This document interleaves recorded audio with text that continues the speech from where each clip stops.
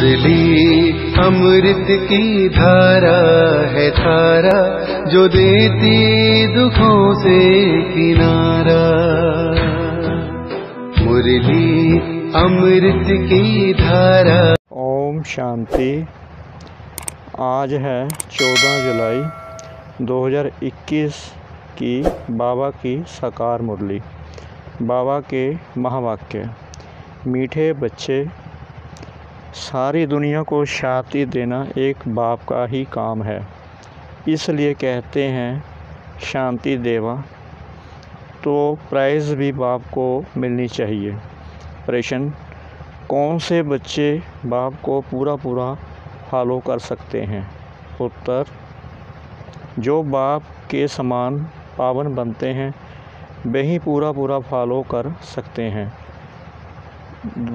2 number, जो पक्के आशिक बने वही मुझ माशूक को फॉलो कर सकें।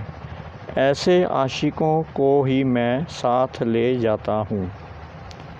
इसलिए शास्त्रों में दिखाते हैं गऊ का पूँछ पकड़ने से पार हो जाएंगे। अब यहाँ गऊ की या पूँछ की तो बात ही नहीं है। गीत: तू प्यार का सागर है। तू प्यार का सागर है, तू प्यार का सागर है, तेरी एक बूंद। ओम शांति। बाप दादा दोनों है ना। अब यह तो बच्चे जानते हैं कि आत्माओं का बाप शिव बाबा है। यह भी तुम जानते हो कि मैं पतित पावन हूँ, मैं निराकार हूँ, तुम भी निराकार हो, शांत स्वरूप हो। निराकार बाप भी शांत स्वरूप है, आत्मा भी शांत स्वरूप है। आत्मा का सब धर्म है ही शांति। तुम्हारा निवास स्थान है शांति धाम। जब यज्ञ आदि रचते हैं तो कहते हैं शांति देवा, क्योंकि शांति का सागर तो हो वह परमात्मा है। सारी दुनिया को शांति देने वाला वह बाप है। ऐसे बहुत हैं जिसको शांति के पीछे प्राइज़ मिलती है। कभी किसको प्राइज़ मिलती है तो कहेंगे यह शांति स्थापन करने के निमित्त बने हुए हैं। इसमें बड़ों के नाम लेते हैं। अब शांति तो चाहिए सारी दुनिया में, नहीं तो अशांत रहने वाले औरों को भी अशांत करेंगे। यह है ही रावण राज्य। रावण दुश्मन है, न राम को दुश्मन कहेंगे, राम की कभी एफिजी नहीं जलाएंगे, न त्रेता वाले राम की, न परम पिता परमात्मा की। राम राज्य तो सब चाहते हैं, परंतु राम राज्य किसको कहा जाता है यह भी कोई नहीं जानते। सिर्फ कहते हैं नई दुनिया हो, नई दिल्ली में राम राज्य हो। नई दिल्ली कहते हैं, नाम तो बहुत रखे जाते हैं। दिल्ली सबकी कैपिटल रहती है। दिल्ली ही परिस्थान था। राधे कृष्ण को भी वहाँ ही दिखाते हैं। यह दोनों ही मुख्य प्रिंस और प्रिंसेस हैं। सिर्फ दोनों नहीं हैं, ज़रूर और भी होंगे। 8 रजाई तो गाई जाती है। बुद्धि से काम लेना है। सतयुग में ज़रूर राजाई और भी होगी। यहाँ भी देखो कितने राजाई है। बुद्धि होते होते ढेर हो जाते हैं। फलाने गांव का महाराजा। छोटे गांव भी बहुत है ना। सतयुग में इतने थोड़ी थे। वहाँ तो लक्ष्मी नारायण का ही नाम वाला है। 2500 वर्ष उन्हों का राज्य चला है। मनुष्य कहते हैं लाखों वर्ष हुए। विचार की बात है।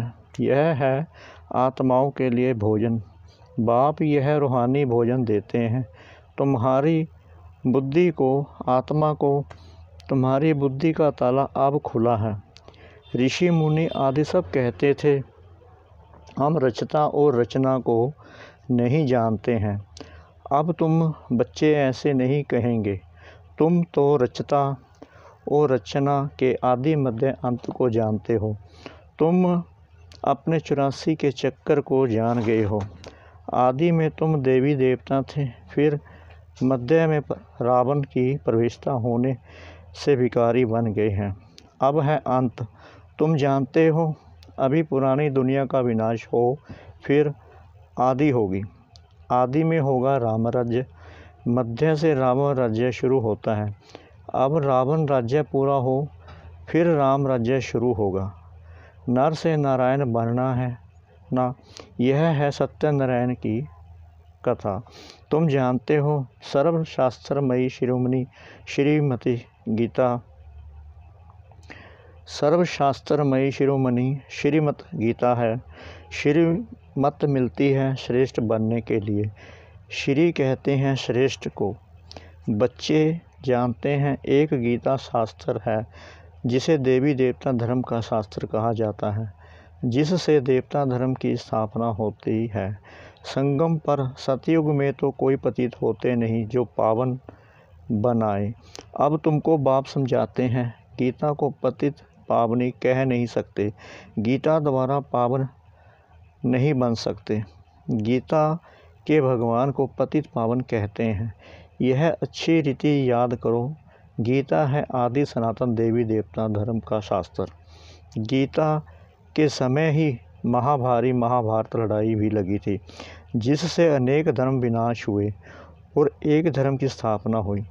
गीता के लिए कहते हैं देवी देवता धर्म का शास्त्र। ब्राह्मणों का शास्त्र नहीं कहते, ब्राह्मणों का नाम गीता में है नहीं। परम पिता परमात्मा ही आकर ब्रह्मा द्वारा इन सभी वेदों शास्त्रों आदि का सार बताते हैं। अब तुम समझते हो, सतयुग में तो ब्राह्मण होते नहीं, वहाँ है लक्ष्मी नारायण देवताएं। ब्रह्मा के बाद है विष्णु। चित्रों में भी दिखाया है, ब्रह्मा द्वारा स्थापना विष्णुपुरी की। ब्रह्मा और विष्णु इकट्ठे तो नहीं होंगे, ब्रह्मा द्वारा देवी देवता धर्म की स्थापना होगी। यह डिटेल में समझने की बातें हैं। अभी तुम बच्चे शिव बाबा से स्वर्ग का बरसा लेते हो, हकदार ठहरे ना। मुख्य धर्म शास्त्र हैं 4, श्रीमद् भगवत गीता है नंबर 1 शास्त्र, जिससे नंबर 1 धर्म की स्थापना होती है। फिर होते हैं इस्लामी बौद्धी। एक गीता ही है जिसमें श्रीमद् भगवत गीता लिखा हुआ है, और कोई शास्त्र में श्रीमद् नहीं है। श्रीमद् इस्लामी व श्रीमद् बौद्धि शास्त्र नहीं गाया जाता। श्रीमद् भागवत गीता है ही एक, उससे कौन सा धर्म स्थापन किया? आदि सनातन देवी देवता धर्म की स्थापना हुई, और स्थापना होती है अंत में। यह समझने की बातें हैं। अभी बाबा हमको टीचर के रूप में पढ़ाते हैं। यह बुद्धि में रहना चाहिए, बाबा हमारा बाप है और टीचर भी है। बाबा पढ़ाई से सर्व की सदगति करते हैं, तो सतगुरु भी ठहरा। बाप को सभी याद करते हैं। अब गीता में कृष्ण का नाम डाल दिया है।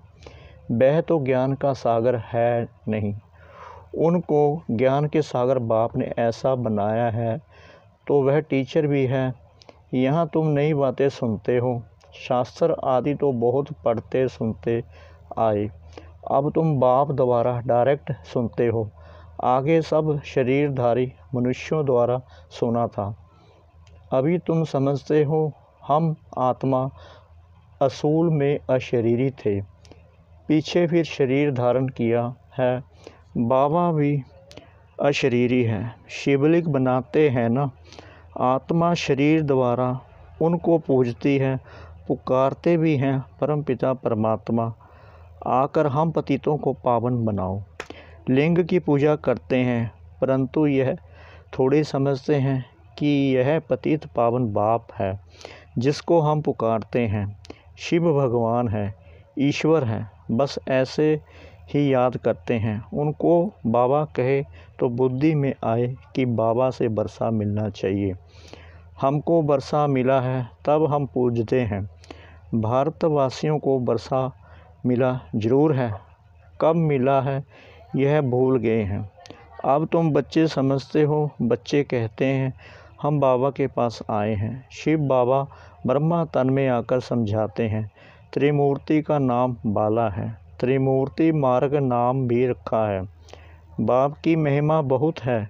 गीत में भी सुना प्यार का सागर है। सर्व का सदगति दाता है। सर्व को सुख शांति देने वाला है। सर्व का दुख हरता सुख करता है। बहुत प्यारा है ना। उनसे प्यारी चीज़ कोई और होती नहीं। जो बाप स्वर्ग का मालिक बनाए वह ज़रूर प्यारा होगा। वह है बेहद का बाप। कहते हैं बच्चों, मेरे से स्वर्ग की बादशाही मिलती है ना। तुम आत्माएं भाई भाई हो। अभी बाप द्वारा सुन रहे हो। सभी आत्माएं बाप को याद करती हैं, बाबा हमको आकर पावन बनाओ। अब आत्मा कहती है बाबा आया हुआ है पावन बनाने। कहते हैं बच्चों, 5000 वर्ष पहले तुमको पावन बनाने आया था। अब मुझ बाप को याद करो तो तुम्हारे विक्रम विनाश होंगे और तुम्हारे सब दुख दूर हो जाएंगे। पुकारते भी हैं, हे पतित पावन आओ, अथवा तालियां बजाते रहते हैं, रड़ियां मारते रहते हैं। पतित पावन सीताराम तो खुद पतित ठहरे ना। यह है ही नरक। इसको रोरब नरक कहा जाता है। गरुड़ पुराण में तो रोचक बातें बहुत लिख दी हैं कि यह करने से यह बनेंगे, यह होगा। फिर कह देते गऊ का पूंछ पकड़ने से स्वर्ग में चले जाएंगे। ऐसा कुछ लिखा हुआ है। अब जानवर की तो बात नहीं, तुम गौ माता हो ना। तुम्हारी पूंछ अथवा तुम्हारी पीठ जब तक कोई ना पकड़े तब तक रास्ता मिल ना सके। पूंछ तो है नहीं। कहते भी हैं तुम्हारी पूंछ पकड़ कर तर जाएंगे। अब यहाँ पूंछ तो पकड़ना नहीं है परंतु फॉलो करना है। सन्यासियों के फॉलोअर्स तो बहुत हैं परंतु फॉलो करना अर्थात पवित्र बनना, तुम तो सच्चे सच्चे फॉलोअर्स हो। शिव बाबा कहते हैं मैं आया हूँ तुम सबको वापस ले जाने। तुम मुझे याद करो तो तुम्हारे पाप भस्म हो जाएंगे। पावन बनने बिगर फॉलो कर नहीं सकेंगे। शिव बाबा को पूरा फॉलो करना है। तुम यहाँ बैठे हो फॉलो करने के लिए। भक्ति मार्ग में भी मुझे याद करते आए हो। तुम जानते हो आत्माएं आशिक हैं, परमात्मा माशूक है। आत्माएं उनको याद करती हैं और वह आए हैं लेने लिए। कहते हैं मुझे फॉलो करो तो तुम्हारे को साथ ले जाऊंगा। कैसे फॉलो करो वह भी समझाते हैं। मैं हूँ पावन तुम हो पतित, तो ज़रूर पावन बनना पड़े, ज़रूर फॉलो करना पड़े। बेकारी तो फॉलो कर ना सके। फॉलो करने के लिए मेरे समान पवित्र बनो। क्या मैं पतितों को अपने साथ शांति धाम ले जाऊंगा? इतने सब मनुष्य भक्ति तप दान पुण्य आदि करते हैं मुक्ति पाने के लिए, क्योंकि यहाँ दुख है और चाहते हैं हम अपने घर वापस जाएं। बाप कहते हैं पवित्र जरूर बनना पड़ेगा। मैं पावन हूँ तब तो तुमको पावन बनाता हूँ।